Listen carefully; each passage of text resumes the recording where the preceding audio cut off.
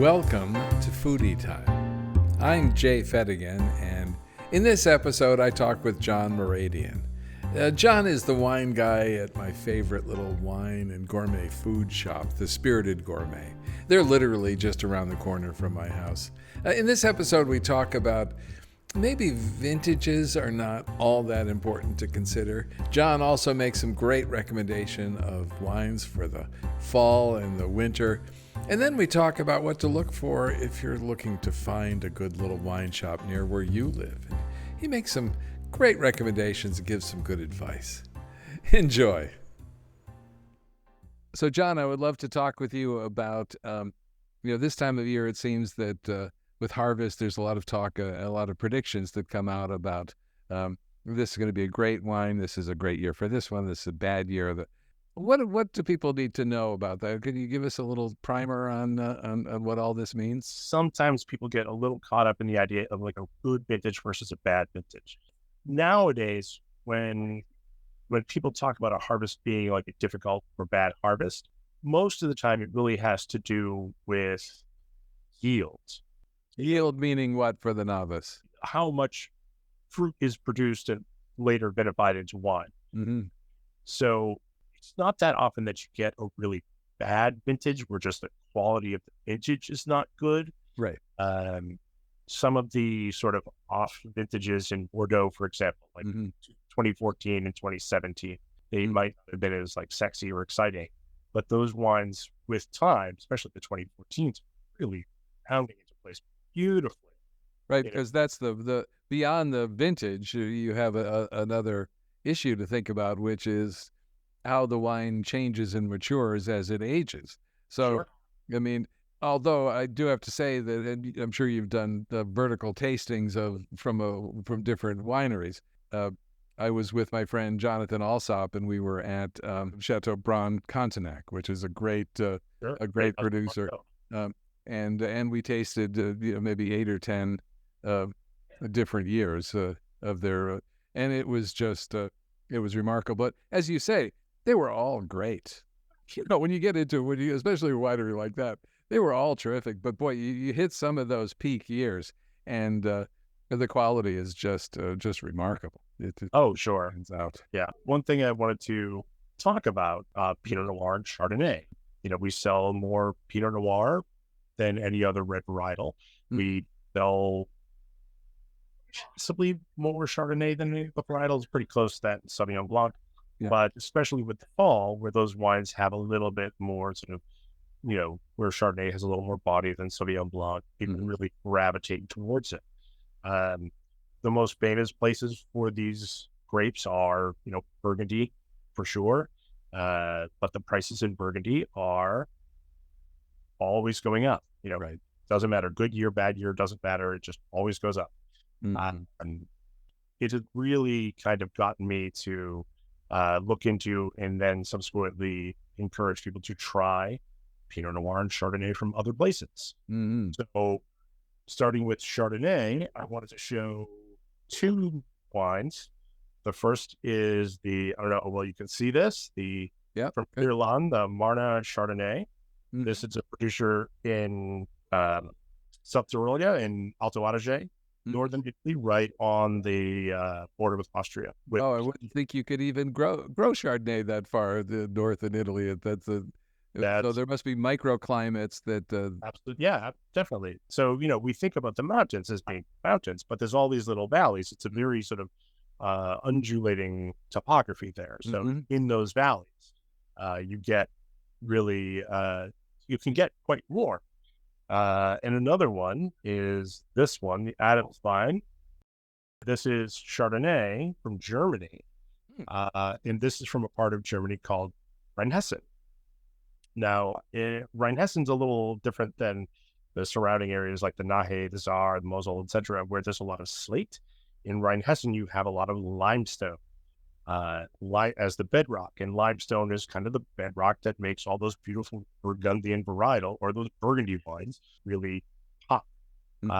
And so this producer, Adams Vine, they sort of take their cues more from Burgundy than they do from their neighbors that are producing things like Riesling and Gewürztraminer, or and they're making a more Burgundian varietal. Now, these wines are absolutely delicious. They're complex, they have wonderful character, great length to them. The Adams is a little more expensive, but the Guerlain is like $30. Mm-hmm. And then for reds, something like this, I don't know, hopefully you can see this with the sun. This is the J. Hofstadter Mexican Pinot Noir. So they might call it, a Blauburgunder or a Pinot Nero, but this is Pinot Noir. Again, we're up in Alto Adige, close to the Austrian border. And then to go back to Adams Wein, this is their Spätburgunder, which is just the Pinot Noir. Sure. This has been absolutely a revelation. Loads of like dark fruits, tea, cola, a little mushroomy, fresh turned earthiness to it. This is like drinking Burgundy, and this is less than $30. Wow. So sometimes people look at me a little cross-eyed when I'm suggesting buy German Pinot Noir. Right. But it's a really, there's really so much good wine coming out of there that gives a lot of wine for your wine dollars. And another obviously great region for Pinots is the Pacific Northwest, and doing the wines from up there is always a great alternative, and some of them a little less pricey too, which can be nice. Although we're starting, you see those prices creep up there too. I mean, 20 years ago, there was like a hot minute where the Willamette Valley wines were fantastic and very, very approachable price-wise, but you see those prices are going up too, and not without good reason. I mean, the wines are fantastic. Yeah. But, sometimes people want to try something new and different, and there's been some beautiful Pinot Noirs coming from South America, Chile, Argentina. Right. I sell a ton of Australian Pinot Noir, beautiful wines, not what you might expect. And so, I encourage people all the time, don't be afraid to try something a little different. It's still going to be delicious. It's still going to give you a lot of what you're looking for. It's just not going to be the exact same thing. And part of what you're saying in terms of stretching, or trying different things, sometimes an easy way to maybe try something different is to try something that's the same but different, a Pinot Noir, but not from where you usually get your Pinot Noir. Sure. I mean, we've done events where we've done, Pinot Noirs from California, Oregon, Germany, Australia, somewhere in South America. And, you have them all on the table and you get to try them all, and they're all 100% Pinot Noir. They're all from the same vintage, and they're all so different, but they all have that thread that kind of ties them all together, which is that sort of character of the Pinot Noir itself. Wow. Well, those are great suggestions, great recommendations. I really just try to encourage people to, don't be afraid to stretch a little bit for something a little bit different from what they might normally buy. Yeah. I have plenty of people that come in looking for California Cabernet and they walk out with Bordeaux.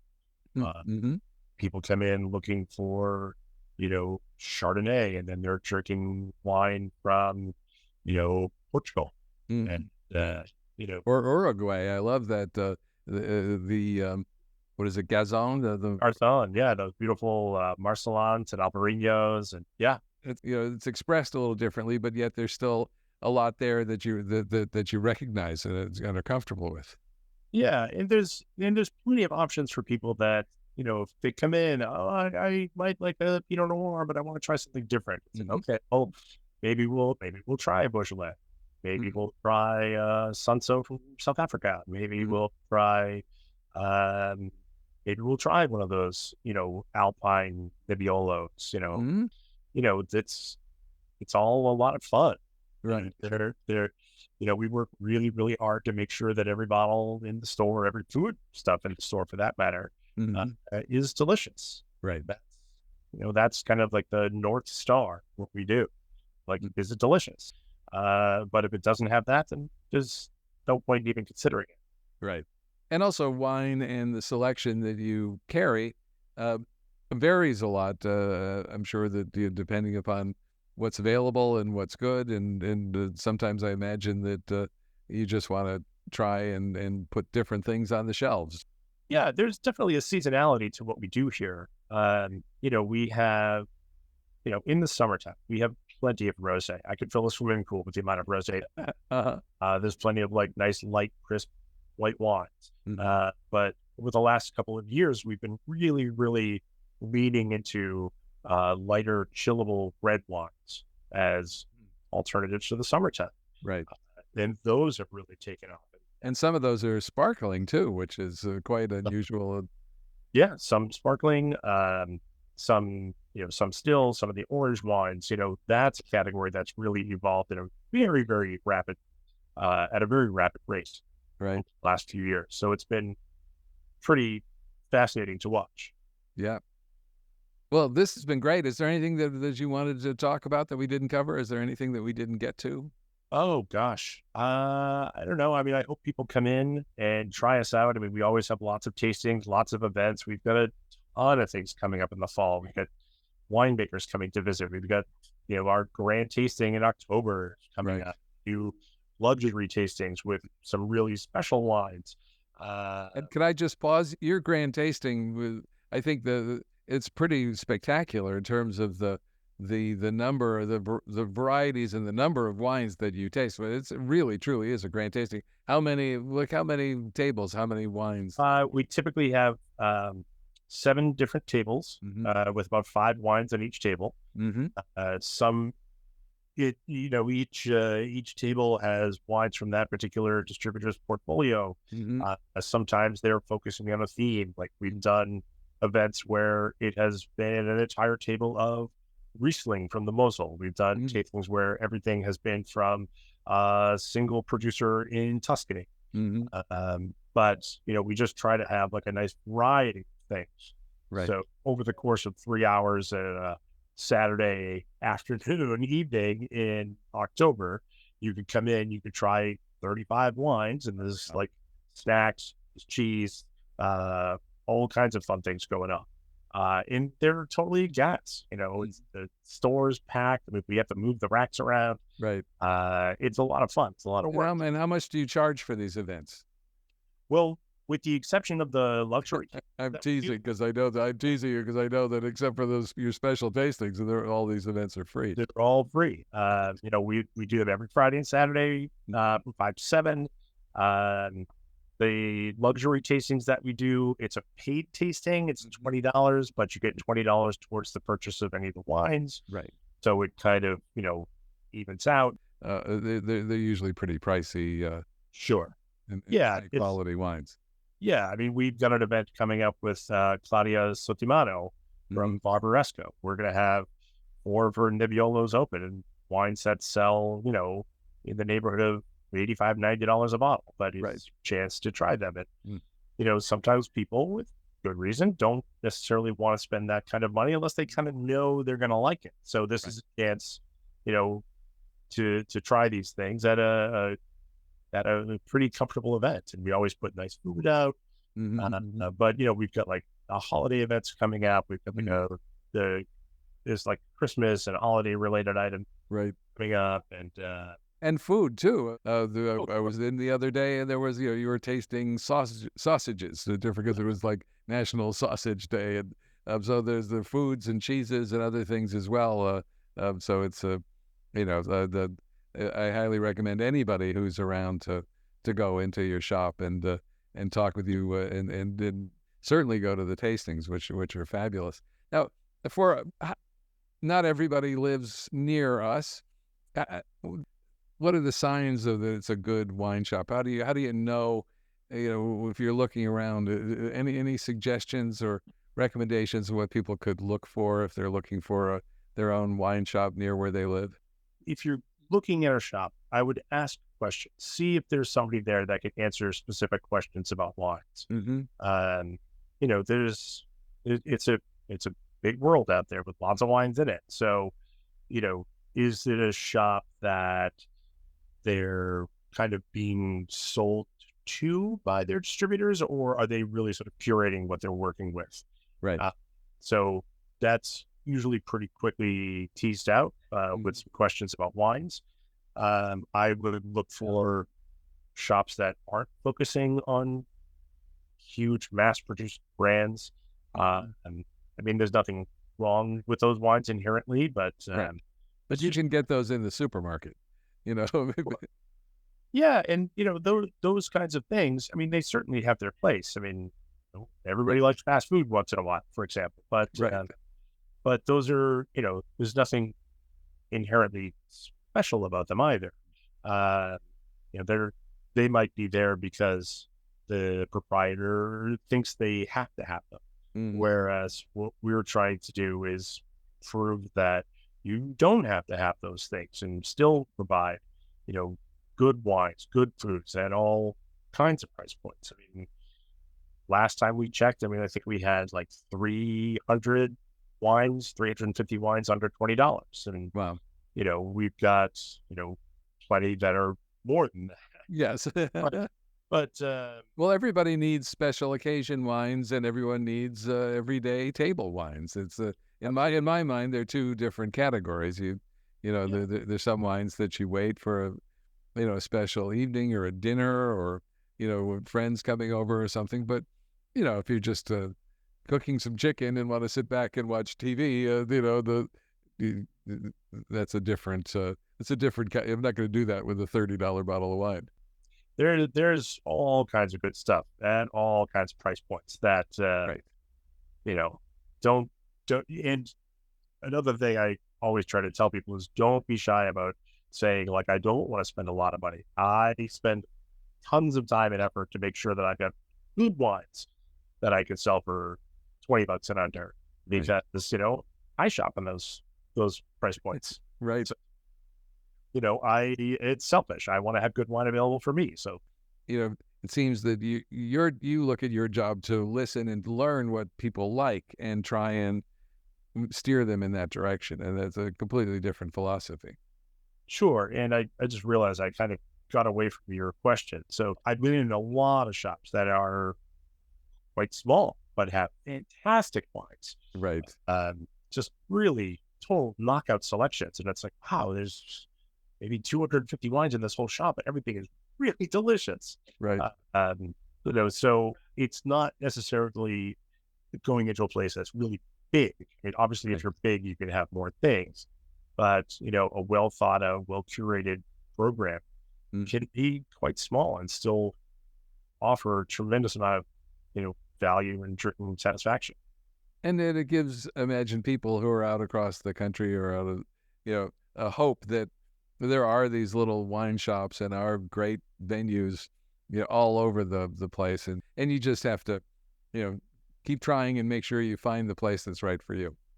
Yeah. And, the people that are doing this kind of work, I mean, they really want you to enjoy the wine. Right. And we're all wine nerds here. We're all Right. here. So we really like the stuff also.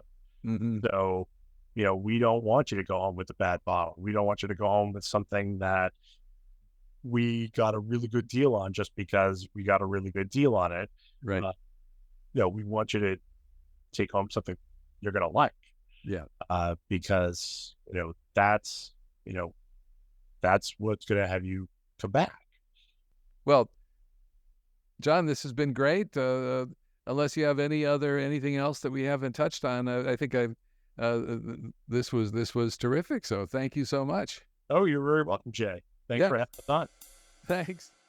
John is always great to talk with. He always makes terrific recommendations, has interesting insights like on vintages, and always, when you go in there, you can always tell that he really cares. They want to provide you with a product that you will really love because they're, as he said, wine geeks themselves. So, and then he gives some great advice about how maybe you can find a wine shop or a place to buy wine and gourmet foods near where you live and what to look for. Well, until next time, this is Jay Fettigan for Foodie Time.